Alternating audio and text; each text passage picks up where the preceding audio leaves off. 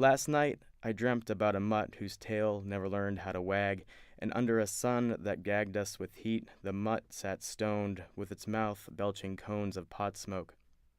Sometimes that smoke shone orange, sometimes it had the texture of keffiyehs. People passed it in the street, not looking between its ears. No one ever pet the mutt. Men on bicycles swerved around it. Cars pulled U-turns. Buses sped by. It was part something, but mostly something else. Its nose was badly burnt. It jiggled like cooked fat.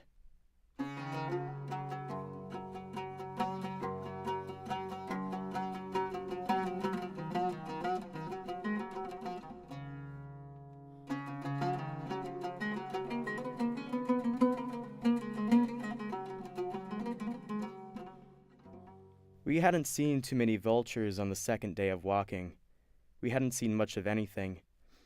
Mostly birds circled the bombings, or the city's barfed up body after wet body, mangled fighters or family members crushed on their sofas.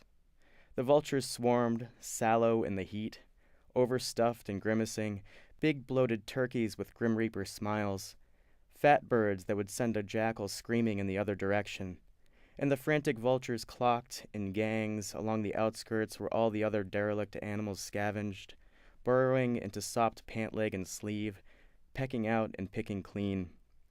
They weren't crazed by what they were feeding on, but by the volume and variety of meals available. We left all that behind us, we'd thought, Khalil and me. But we spotted our first bird in the early afternoon, a beauty, its wings snapped like black sickles, crimping into the dimpled clouds and soaring down, banking against the breeze. A real beauty, too, a real fatty. Stalking, it didn't make a sound. Khalil, not really looking up, says, "Never see him alone like that." "Yeah," I say.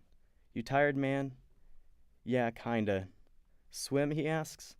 "Don't have time, man, I told you, come on." Fine, Khalil sniffs, and we keep walking, and he's silent for a while.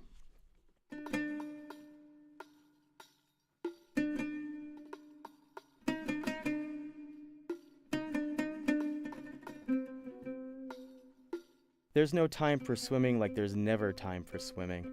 That's all he wants to do. Every time we stop walking, that's all he ever wants to do. But we agree to rest for half an hour, choosing to lie under some loosely bunched palm trees far enough from the river to be safe. There'd been no boats or patrols, and the opal waterway sparkles as we spread our blanket and savor the shade. Khalil stretches out on his stomach with a bald t-shirt pillow. I sit, drink some water, take off my shirt too, and I sponge my face with my keffiyeh. We drink river water from tin cans. Sweat and sand coat us like hummus. My lips are cracked, armpits itch. Khalil's snoring by the time my can is empty. With his bare feet exposed to the sunlight, his body jerks every few minutes in thin dreams.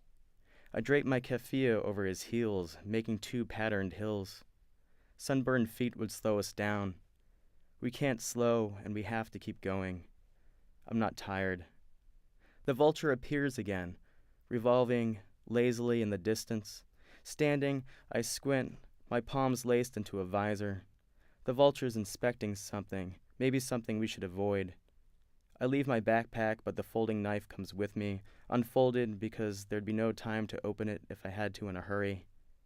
The only thing I've ever cut with it, accidentally or otherwise, is myself.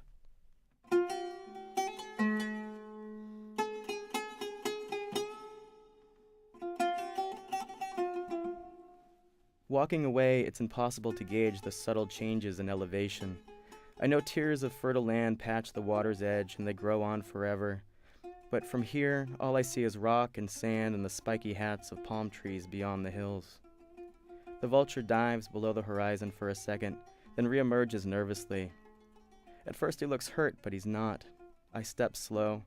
The handle of the knife feels like the old banisters from middle school, oil-coated and graffitied with names I've long forgotten and names I've never wanted to know.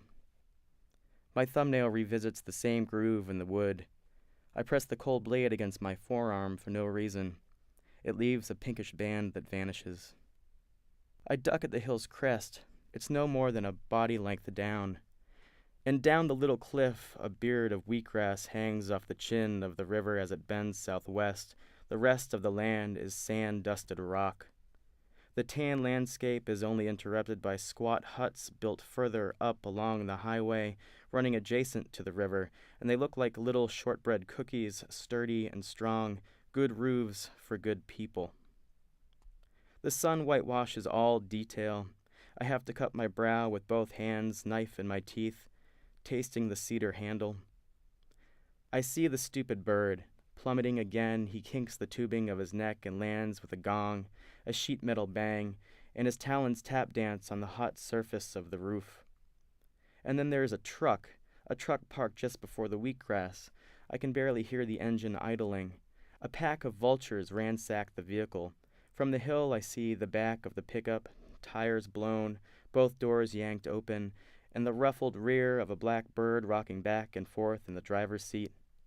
He's tugging on something. More birds fill the bed.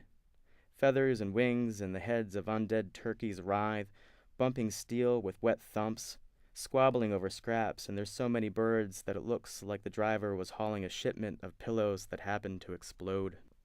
From the passenger seat, another vulture takes to the air and completes the same circuit as the first bird I spotted. He swoops down, settling in the white sand, skittering after another bird with a sneaker in its beak. I can't see what they're eating, don't want to, but at least we'll know to detour around the truck and maybe further from the riverside for a while.